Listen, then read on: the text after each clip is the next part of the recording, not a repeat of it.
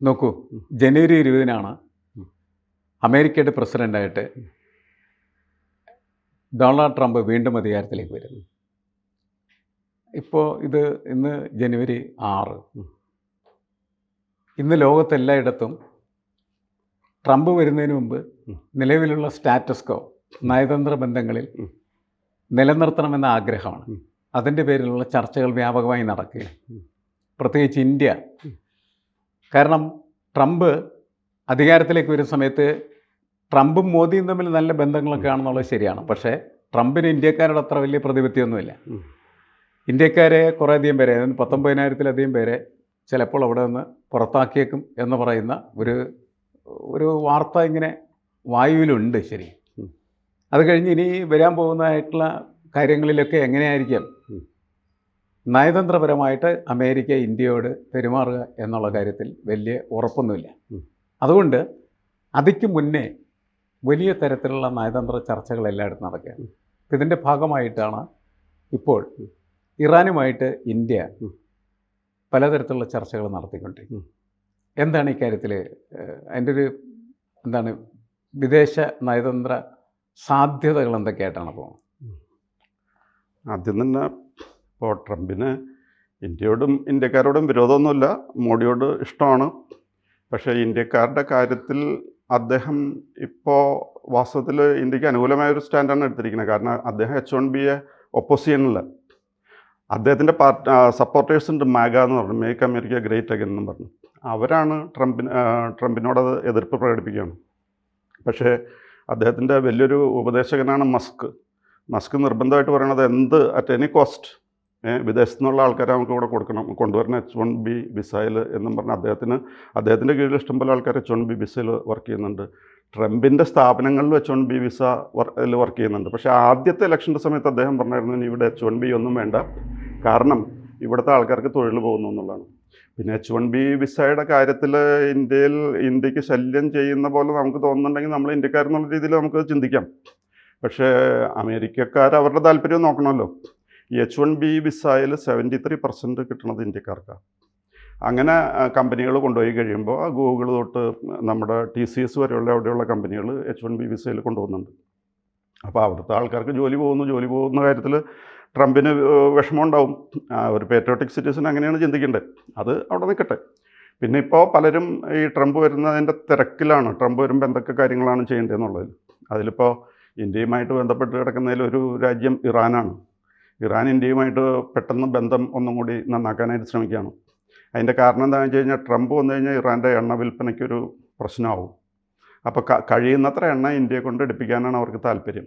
Of course ചൈനയാണ് അവരുടെ ഏറ്റവും കൂടുതൽ എടുക്കുന്നത്, ലയൺസ് ഷെയർ എന്ന് പറയാവുന്നത്. അല്ല, ഇന്ത്യക്കാർക്ക് താല്പര്യം ഇറാനിൽ നിന്ന് തന്നെ വാങ്ങുന്നതിനൊക്കെ എണ്ണ വാങ്ങാനാണ് കാരണമുണ്ട്. കാരണം വെച്ചാൽ നമുക്ക് കുറച്ചുകൂടി മെച്ചമായിട്ട് ലാഭകരമായിട്ടുള്ള രീതിയിൽ എണ്ണ തരാൻ അവർ തയ്യാറാണ്. അവർ തയ്യാറെന്ന് പറഞ്ഞു കഴിഞ്ഞാൽ അവരുടെ താല്പര്യത്തിന് വേണ്ടിയിട്ട് തയ്യാറാണ്. കാരണം ഇപ്പോൾ അവർക്ക് പുറത്തു വെക്കാൻ പറ്റാത്തപ്പോഴാണ് അങ്ങനെ ലാഭത്തിൽ തരണേ. അത് റഷ്യൻ ലാഭത്തിൽ തരുന്നുണ്ടായിരുന്നു. പക്ഷേ ഇപ്പോൾ ഈ പ്രശ്നം എന്താണെന്ന് വെച്ച് കഴിഞ്ഞാൽ കഴിഞ്ഞ പ്രാവശ്യം ട്രംപ് വരുന്നതിന് മുമ്പ് നമ്മൾ ഇറാനിൽ നിന്ന് എണ്ണ വരുത്തിയിരുന്നു. പക്ഷേ ട്രംപ് അതിന് തടസ്സം നിന്ന് കഴിഞ്ഞപ്പോൾ 2019 ഈ എണ്ണക്കച്ചവടം ഇറാൻ എണ്ണക്കച്ചവടം നിർത്തി. കാരണം നമ്മൾ അമേരിക്കയുടെ അപ്രീതി പ്രാപിക്കാൻ താല്പര്യപ്പെടുന്നില്ല. അപ്പോൾ അതുകൊണ്ട് പക്ഷേ ഇറാനെ സംബന്ധിച്ചിടത്തോളം അവർക്ക് എണ്ണ വിൽക്കണമെങ്കിൽ ഇന്ത്യയുടെ കച്ചവടം കിട്ടിക്കഴിഞ്ഞാൽ അവർക്ക് വലിയ താല്പര്യമാണ്.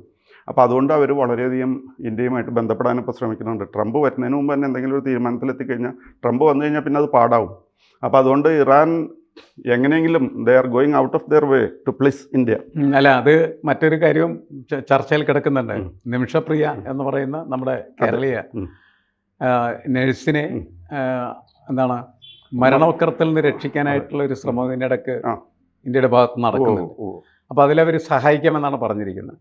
പ്രത്യേകിച്ച് ഹൂതികളുടെ സഹായത്താൽ യമനെ കൊണ്ട് സമ്മതിപ്പിക്കാം. ഇതൊക്കെ പറയുന്നത് ഇതിൻ്റെ അടിസ്ഥാനത്തിലാണ്. ഈ വിദേശ നയങ്ങളുടെയൊക്കെ ഒരു സഞ്ചാരം എന്ന് പറയുന്നത് വാണിജ്യമായിട്ട് ബന്ധപ്പെട്ട് തന്നെ.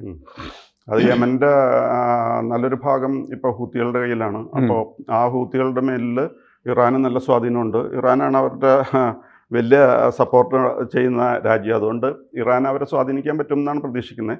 അപ്പോൾ നിമിഷപ്രിയയുടെ മോചനം ഇറാൻ വഴി സാധിക്കാം എന്നൊരു ചെറിയ പ്രതീക്ഷ കിടപ്പുണ്ട്. പ്രത്യേകിച്ച് ഇന്ത്യയെ പ്ലേസ് ചെയ്യാനായിട്ട് ഇപ്പോൾ ഇറാനും താല്പര്യപ്പെട്ട് നിൽക്കുന്നതുകൊണ്ട് ഇറാൻ യമനിൽ ഹൂത്തികളുമായിട്ട് അവരുടെ സ്വാധീനം ഉപയോഗിച്ചൊരു പക്ഷേ നിമിഷപ്രിയ റെസ്ക്യൂ ചെയ്യാനായിട്ട് സഹായിച്ചെന്ന് വരാം. അപ്പോൾ അങ്ങനെ ഒരു പ്രശ്നമുണ്ട്. പിന്നെ ഒരു പ്രശ്നം എന്ന് പറഞ്ഞാൽ ചബഹാർ, അവിടുത്തെ ആ പോർട്ടോ കാര്യങ്ങളൊക്കെ ഡെവലപ്പ് ചെയ്യാനായിട്ടുള്ള ശ്രമങ്ങൾ അല്ല, നടന്നുകൊണ്ടിരിക്കുകയാണ്. ഇന്ത്യയുടെ ഉൽപ്പന്നങ്ങൾ ഉം. ഇറാൻ വഴി പുറത്തേക്ക് വിൽപ്പന നടത്താനായിട്ട് ഈ ചാബഹാർ എന്ന് പറയുന്നതായിട്ടുള്ള തുറമുഖം വളരെയധികം സഹായിക്കും. ഉം. അപ്പോൾ ഇന്ത്യയുടെ ഒരു താല്പര്യം എന്ന് പറഞ്ഞാൽ എണ്ണ മാത്രമല്ല, ഉം.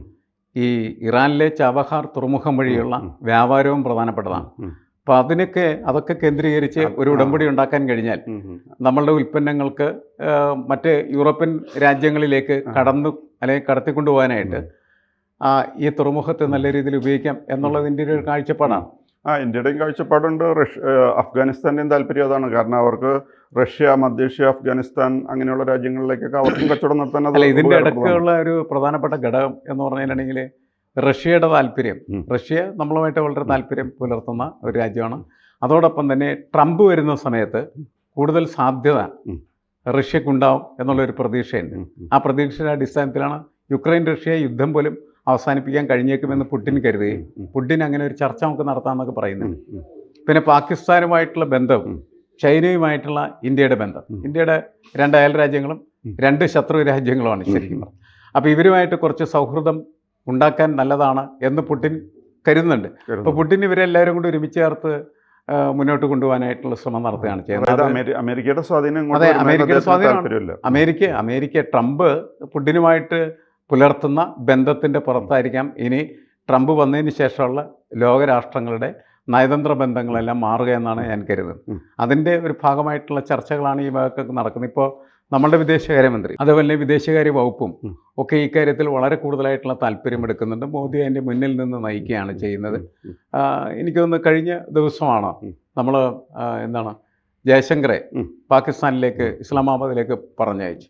അത് ഇന്ത്യയും പാകിസ്ഥാനുള്ള ബന്ധം മെച്ചപ്പെടുത്തുന്നതിൻ്റെ ഭാഗമായിട്ടുള്ള ചർച്ചകൾക്കായിരിക്കും എന്നുള്ളൊരു ഊഹം യഥാർത്ഥത്തിൽ നടക്കുന്നുണ്ട്. പുടിന്റെ സ്വാധീനത്തിലും കൂടിയാണ് അത് നടക്കുന്നതെന്ന് പറയുന്നത്. അതായത് പുടിന്റെ ആഗ്രഹം ചൈനയും പാകിസ്ഥാനും ഇന്ത്യയുമായിട്ട് ലോഹ്യം വേണമെന്നാണ്. So that you can rule out any possibility of US coming to this place. അതാണ് അദ്ദേഹത്തിൻ്റെ താല്പര്യം. അപ്പോൾ അതുകൊണ്ട് ഇന്ത്യയും ചൈനയുമായിട്ട് അടുക്കണം, ഇന്ത്യയും പാകിസ്ഥാനുമായിട്ട് അടുക്കണം എന്നാണ് താല്പര്യം. പക്ഷേ ഇന്ത്യക്ക് പാകിസ്ഥാനായിട്ട് എടുക്കാൻ എന്തോരം താല്പര്യമുണ്ടെന്ന് കണ്ടറിയണം. അല്ല, അതൊക്കെ നമ്മുടെ വാണിജ്യ സാധ്യതകളെ അടിസ്ഥാനപ്പെടുത്തിയിരിക്കും. നമുക്ക് മെച്ചമാണെങ്കിൽ നമ്മൾ അവരുമായിട്ട് സഹകരിക്കും, ഇല്ലെങ്കിൽ അങ്ങനെ സഹകരിക്കേണ്ട കാര്യം നമുക്ക് ഇല്ലല്ലോ. പല കാര്യങ്ങളുമായിട്ട് നമ്മൾ അവരുമായിട്ട് തർക്കത്തിലാണ് ഏത് സമയത്ത്. ഇന്ത്യക്ക് പാകിസ്ഥാൻ അതുകൊണ്ട് താല്പര്യമൊന്നുമില്ല. പക്ഷേ പ്രശ്നം ഇതാണ്, ഇത് വാണിജ്യപരമായി ഗുണകരമാണെങ്കിൽ ഏത് രാജ്യവും അടുക്കുന്ന ഒരു കാഴ്ചയാണ് ഇപ്പോൾ പൊതുവിൽ മുന്നിൽ നിൽക്കുന്നത്. വാണിജ്യപരമായ ഗുണത്തിന് പാകിസ്ഥാനിൽ പോയി ഗുണം ഉണ്ടാക്കേണ്ട ആവശ്യമില്ല. വേറെ എത്രയോ രാജ്യങ്ങളുണ്ട്. ഈ പാകിസ്ഥാനായിട്ട് ഗുണത്തെക്കാളേറെ ദോഷം ഉണ്ടാകുള്ളൂ എന്നുള്ളൊരു ഇംപ്രഷനും ബയാസ് അങ്ങനെയുണ്ട്. അല്ല, ജയശങ്കർ അത് പോകണുണ്ട്. പോയല്ലോ. ശരി, അതൊരു ഡിപ്ലോമാറ്റിക് നൈസറ്റി. അതെ, ഡിപ്ലോമസിയാണ് എല്ലാവരും. അപ്പോൾ ഡിപ്ലോമാറ്റിക് ആയിട്ട് നമുക്ക് വിക്ടറി ഉണ്ടാക്കാൻ കഴിയുമെങ്കിൽ നമ്മൾ അങ്ങനെ വിൻ ചെയ്യുന്ന ഒരു പ്രോസസ്സിലേക്ക് പോകാൻ സാധ്യതയുണ്ട്. പക്ഷേ ഇന്ത്യ ഒരിക്കലും ഈ ഡിപ്ലോമാറ്റിക് ആയിട്ട് വിക്ടറി ഒന്നും പാകിസ്ഥാനായിട്ട് പ്രതീക്ഷിക്കണില്ല. കുറേ കാലം ഡിപ്ലോമസി കൊണ്ട് നടന്നല്ലോ. ഇപ്പോൾ മോദി വന്ന് എന്തെങ്കിലും ചെയ്യുമ്പോഴാണ് പാകിസ്ഥാൻ ഇന്ത്യ ഒന്ന് ശ്രദ്ധിക്കുന്നത്. അല്ലെങ്കിൽ അവരെപ്പോഴും ഇവിടെ കയറി കളിക്കലാണ്. അപ്പോൾ ഡിപ്ലോമസി ഒന്നും വലുതായിട്ട് പാകിസ്ഥാൻ്റെ അടുത്ത് ചിലവാകുമെന്ന് ആരും പ്രതീക്ഷിക്കുന്നില്ല. പിന്നെ പുടിൻ്റെ ഒരു സ്വാധീനം കൊണ്ടാണ് ഇപ്പോൾ ഈ ചൈനയുമായിട്ടും പാകിസ്ഥാനായിട്ടൊക്കെ ഇപ്പം ഇങ്ങനെ ഒരു പുടിൻ ഇതിൻ്റെ സെൻട്രൽ ഫിഗർ ആകുന്നത് ട്രംപ് വരുന്നതിൻ്റെ പേരിലാണ്. ട്രംപും പുടിനും തമ്മിലുള്ള ബന്ധമാണ് യഥാർത്ഥത്തിൽ ലോകത്ത് ഇത്തരത്തിലുള്ള ചർച്ചകളിലേക്ക് കാര്യങ്ങൾ കൊണ്ടുപോകാനായിട്ട് സഹായിക്കുന്നത്. നമുക്ക് റഷ്യയുമായിട്ടുള്ള ബന്ധം എന്ന് പറയുന്നത് എണ്ണ കച്ചവടത്തിൽ വളരെ കൂടുതലാണ്. മാത്രമല്ല, പരമ്പരാഗതമായിട്ട് റഷ്യയും ഇന്ത്യയും തമ്മിലുള്ള ബന്ധം എന്ന് പറയുന്നത് ദൃഢമായിരുന്നു. അപ്പോൾ വിദേശകാര്യ ബന്ധങ്ങളിൽ സ്വാഭാവികമായിട്ടും പുതിയ സാധ്യതകൾ എന്താണോ ആ സാധ്യതകളെ ചൂഷണം ചെയ്യാവുന്ന ഒരു കാഴ്ചപ്പാടായിരിക്കും ഇന്ത്യ തുടരുകയെന്ന് എനിക്ക് തോന്നുന്നത്. അതെ, ഇപ്പോൾ ട്രംപ് വരുമ്പോൾ ഏറ്റവും വലിയ പ്രതീക്ഷ ആൾക്കാർ അർപ്പിച്ചിരിക്കുന്നത് യുക്രൈൻ പ്രശ്നത്തിനൊരു പരിഹാരം ഉണ്ടാവുമോ എന്നുള്ളതാണ്. അല്ല, യുക്രൈൻ പ്രശ്നത്തിന് പരിഹാരം ഉണ്ടാവുക, അതേപോലെ തന്നെ ഇസ്രായേൽ, അതേപോലെ തന്നെ പലസ്തീൻ, എല്ലാ സ്ഥലങ്ങളിലും നടക്കുന്നതായിട്ടുള്ള യുദ്ധങ്ങൾ, അത് പൊതുവെ ഇന്ത്യയിലെ സാധാരണക്കാരെ സംബന്ധിച്ചിടത്തോളം വളരെ ബുദ്ധിമുട്ടുണ്ടാക്കുന്ന കാര്യമാണ്. എണ്ണ വിലയിലായാലും അതേപോലെ തന്നെ ഈ സ്വർണത്തിൻ്റെ വില, അങ്ങനെ പല മേഖലകളിൽ ഈ വിലക്കയറ്റങ്ങൾ യുദ്ധം ഉണ്ടാക്കുന്നുണ്ട്. ഇപ്പം നമുക്ക് വേറെ പ്രശ്നങ്ങളൊന്നും ഇല്ലെങ്കിൽ പോലും നമ്മളെ സംബന്ധിച്ചിടത്തോളം നമ്മുടെ ആഗോള വ്യാപാരത്തെ അത് ബാധിക്കുന്നതാണ്.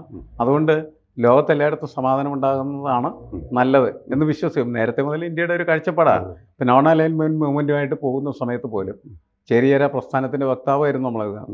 അപ്പോൾ നമ്മളുടെ കാഴ്ചപ്പാടെന്ന് പറഞ്ഞാൽ എല്ലായിടത്തും സമാധാനം ശാന്തിയൊക്കെ ഉണ്ടായാൽ അത് നമുക്ക് ഗുണകരമാണ്. നമ്മളുടെ വിദേശകാര്യത്തിലും അതേപോലെ തന്നെ നമ്മുടെ സാമ്പത്തിക ക്രയവിക്രയങ്ങളിലുമൊക്കെ അത് ഗുണകരമായി ഭവിക്കും എന്നുള്ള വിശ്വാസം നമുക്കുണ്ട്. അതുകൊണ്ടാണ് പൊതുവെ ഇത്തരത്തിലുള്ളൊരു നീക്കത്തിൻ്റെ ഭാഗമായിട്ട് ഈ ചർച്ചകളിലൊക്കെ നമ്മൾ പങ്കാളികളാകുന്നത് എന്നാണ് എനിക്ക് തോന്നുന്നത്.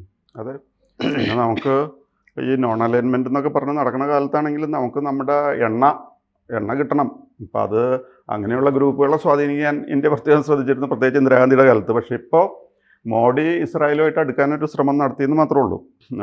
എന്നാലും എണ്ണ രാഷ്ട്രങ്ങളുമായിട്ട് നമുക്ക് താല്പര്യമുണ്ട്, എണ്ണ കിട്ടേണ്ട അല്ല, താല്പര്യമുണ്ട്. നമുക്ക് നമ്മളെ അത്തരം താല്പര്യങ്ങൾ നിലനിർത്തിക്കൊണ്ടേ ബാക്കിയുള്ള ബന്ധങ്ങൾക്ക് പ്രസക്തിയുള്ളൂ.